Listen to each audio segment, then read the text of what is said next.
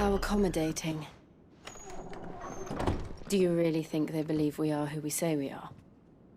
Not a chance.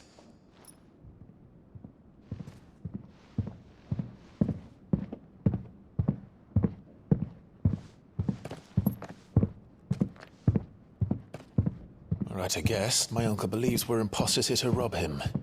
And means to string us up himself.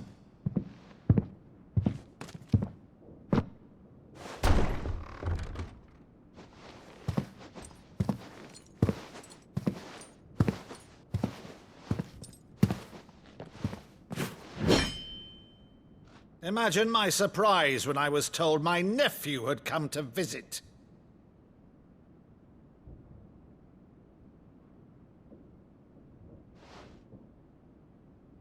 Clive Rosfield died long ago. And for uttering his name here, you shall pay with your tongue!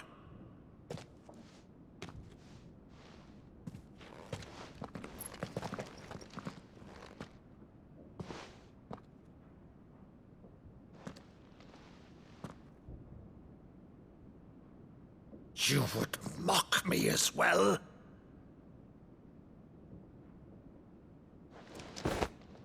It is I, Sir Crandall of Camelot, loyal servant to her serene holiness, Saint Sybil the Unshod. Meadow, thou vile sorcerer, for thy crimes against church and crown, I shall have thy head.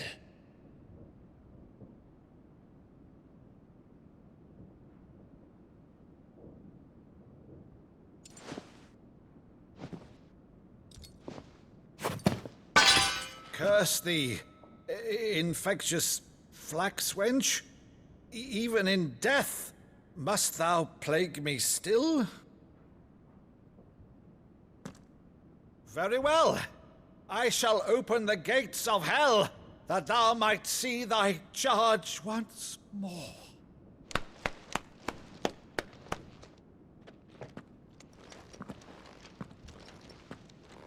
Bravo, Uncle. You're still the finest Meadow in the twins. Oh, Clive, my dear boy, it's really you.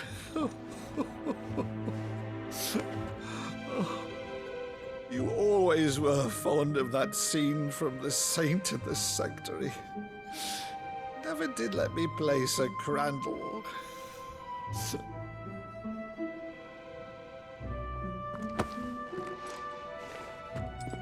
I have a favor to ask, Uncle Byron. Rutherford, inform the kitchens. There'll be guests. We dine immediately.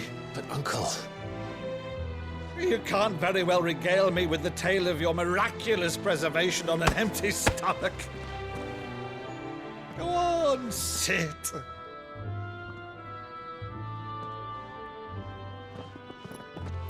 See that you use the good plates, Rutherford.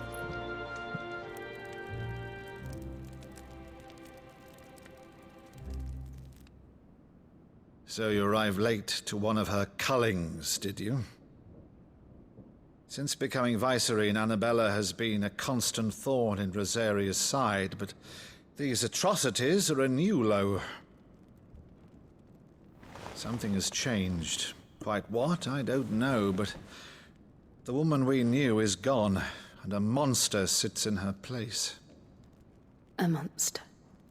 For better or worse, I've been charged with governing this town, and thus must maintain the illusion of obedience. That's all I can do to aid Wade and his merry band of revolutionaries.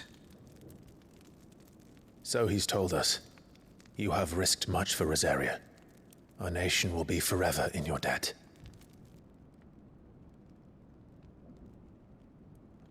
It has been 20 years, Clive. The nation your father and your forefathers fought to defend is no more. Perhaps it would be otherwise had I the courage of my brother.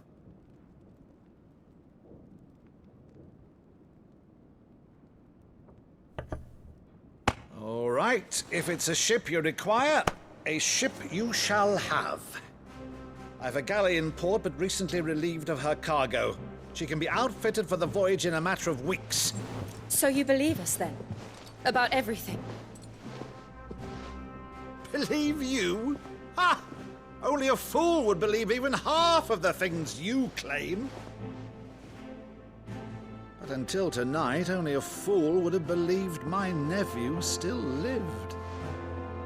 And besides, I have it on good authority that Clive is telling the truth. Whose authority? Your own, of course. You've always been a terrible liar. Is that true? It's not untrue. Let's say no more about it, eh? It wouldn't do to linger on my nephew's greatest failing.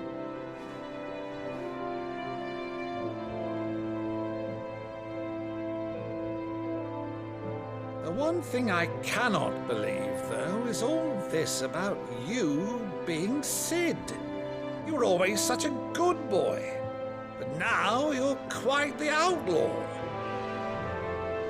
Which, if I'm not mistaken, would make me an outlaw's uncle. Right then, who shall we pillage first? Rutherford, fetch me my cutlass.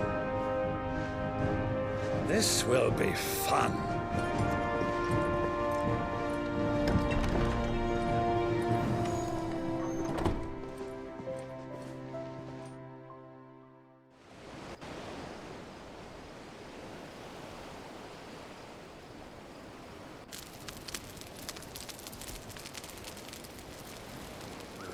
Over there.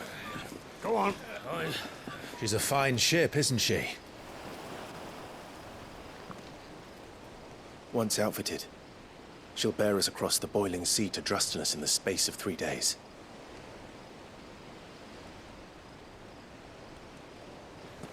Something on your mind?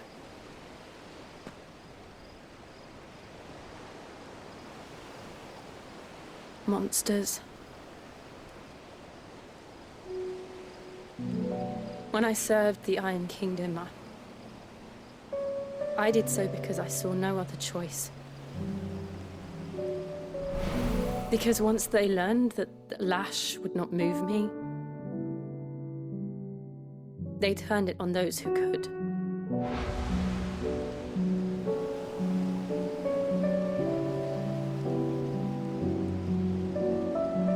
And so I became their puppet.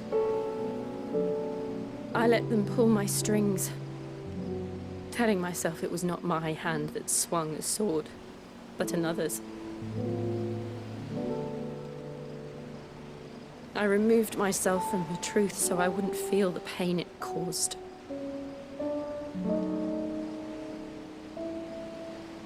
And before I knew it, I no longer felt anything. Anything at all.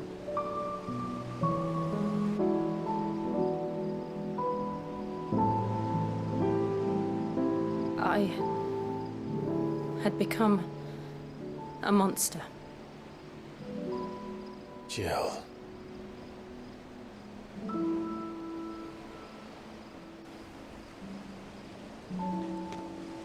I don't want to be a monster, Clive. Do you understand? I want to choose a different path, a better path. To live on my own terms. But before I can do that, I need to come to terms with my past.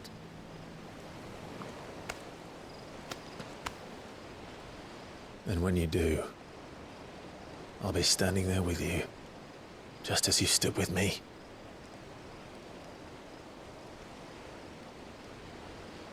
Thank you, Clive. I must atone for my sins.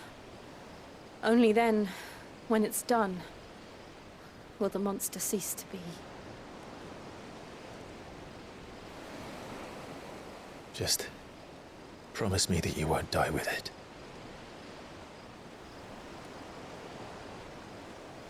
Now, let's get some sleep. The journey back to Benamir is long, and there is much to tell the others.